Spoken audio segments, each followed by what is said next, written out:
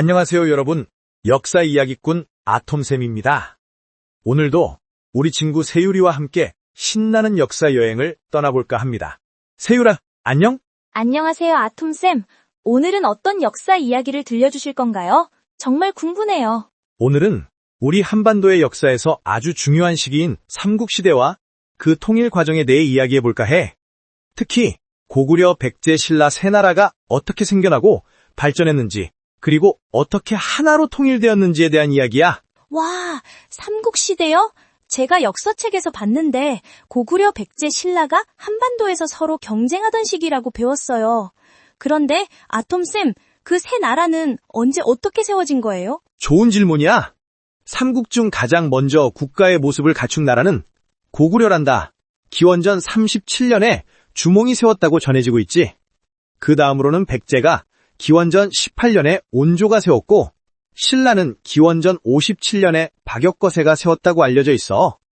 하지만 실제로 이 세 나라가 본격적으로 강한 국가의 모습을 갖추기 시작한 건 대략 4세기 무렵부터라고 할 수 있어. 아하, 그러니까 처음에는 아주 작은 나라로 시작했다가 점점 커져서 강해진 거군요. 그런데 세 나라가 어디에 있었는지도 궁금해요. 맞아. 처음에는 작은 부족 국가로 시작해서 점차 주변의 작은 나라들을 정복하며 커졌지. 위치를 설명하자면 고구려는 지금의 만주 지역과 한반도 북부에 있었고, 백제는 한강 유역에서 시작해 나중에는 지금의 충청도와 전라도 지역을 차지했어. 신라는 경상도 지역에서 시작했다고 보면 되지. 이렇게 세 나라가 삼국시대를 형성했단다. 그렇군요. 근데 세 나라 중에서 어느 나라가 가장 강했어요? 시대에 따라 달랐어. 초기에는 고구려가 가장 강했는데, 특히 광개토대왕이라는 임금이 다스릴 때는 남쪽으로는 백제와 신라를 압박하고 북쪽으로는 중국의 여러 나라들과 대등하게 겨룰 정도로 강대국이었어. 그 후엔 장수왕 때 평양으로 수도를 옮기면서 더 남하 정책을 펼쳤고. 와, 그런 고구려가 정말 강했네요. 광개토대왕이란 이름도 멋있어요. 영토를 넓게 열었다는 뜻이죠. 맞아, 아주 정확하게 알고 있네. 광개토대왕은 넓은 영토를 개척한 위대한 왕이라는 뜻으로, 실제로 그 시대의 고구려는 만주 지역에서 한반도 중부까지 영토를 크게 확장했어. 그러다 그의 아들인 장수왕이 평양으로 수도를 옮기고 한강 유역까지 차지하면서 백제를 크게 위축시켰지. 그럼 백제는 어땠어요?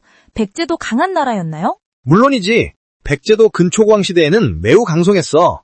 근초고왕은 4세기 중반에 백제를 다스렸는데, 그때 백제는 한강 유역을 중심으로 크게 세력을 떨쳤단다. 심지어 일본과도 활발하게 교류하면서 문화적으로도 큰 영향을 끼쳤지. 하지만 5세기 후반에 고구려 장수왕에게 한강 유역을 빼앗기고 웅진, 지금의 공주로 수도를 옮기면서 세력이 약해졌어. 그럼 신라는요? 신라는 어땠어요? 신라는 세 나라 중에서 가장 늦게 발전했어. 하지만 6세기 진흥왕 때부터 크게 발전하기 시작했지. 진흥왕은 한강 유역을 차지하면서 신라의 세력을 크게 키웠고, 화랑도라는 청소년 집단을 통해 국가의 인재를 양성했어. 이 시기에 신라는 불교를 적극적으로 받아들이면서 문화적으로도 크게 발전했단다. 그런데 아톰쌤, 세 나라자 서로 잘 지냈나요? 아니면 자주 싸웠어요? 안타깝게도 세 나라는 영토를 둘러싸고 자주 싸웠어. 특히 삼국시대 후기로 갈수록 더 치열해졌지. 7세기에 들어서면서 전쟁이 더욱 격렬해졌는데, 이 시기에 중국의 당나라라는 강대국까지 한반도의 전쟁에 개입하게 되었단다. 그렇군요. 그런데 결국에는 신라가 삼국을 통일했다고 배웠어요. 어떻게 가장 늦게 발전한 신라가 통일을 할 수 있었던 거죠? 정말 역사의 아이러니지. 7세기 중반의 신라는 당시 김춘추라는 인물이 중요한 역할을 했어. 그는 나중에 태종 무열왕이 되는데, 당시 신라는 고구려와 백제의 협공을 받고 있었어. 그래서 김춘추는 과감하게 중국 당나라와 동맹을 맺었지. 이걸 나당 동맹이라고 해. 아, 다른 나라의 도움을 받아서 이겼군요. 맞아. 하지만 여기서 중요한 건 신라의 외교 전략이었어.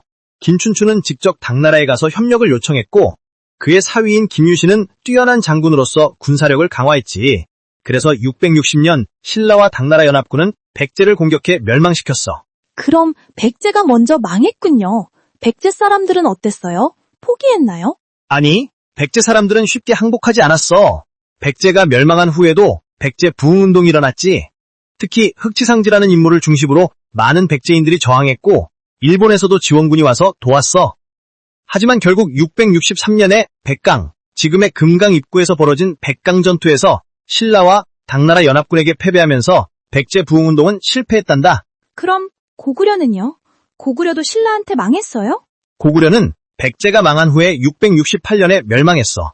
당시 고구려는 연개소문이라는 강력한 지도자가 있었는데 그가 죽은 후에 그의 아들들 사이에서 권력 다툼이 일어났지.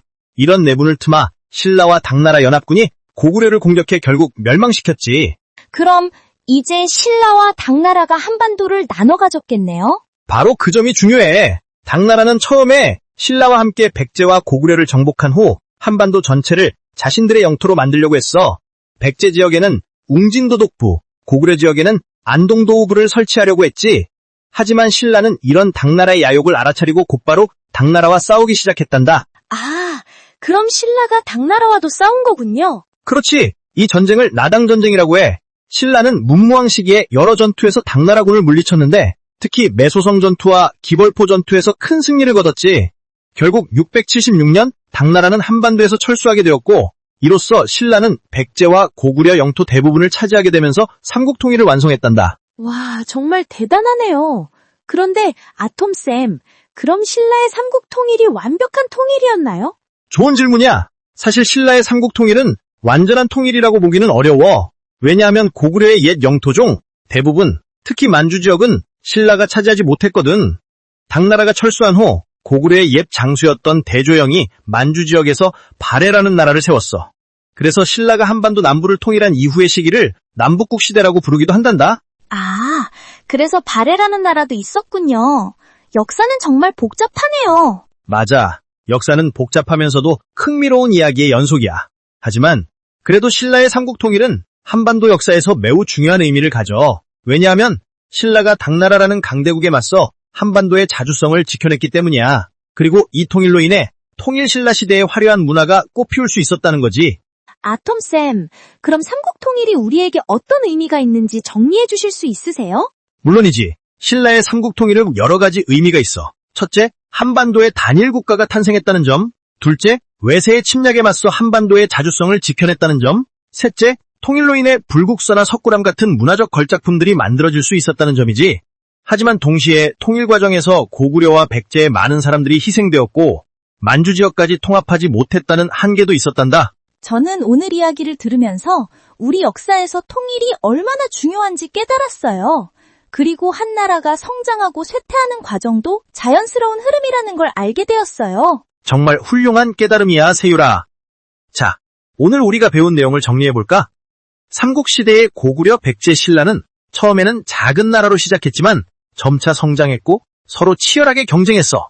결국 7세기에 신라가 당나라와 동맹을 맺어 백제와 고구려를 차례로 정복했지만 곧바로 당나라와도 싸워서 한반도에서 쫓아내고 삼국통일을 완성했단다. 네, 이해했어요. 그럼 마지막으로 여러분들이 생각해볼 문제를 하나 내볼게.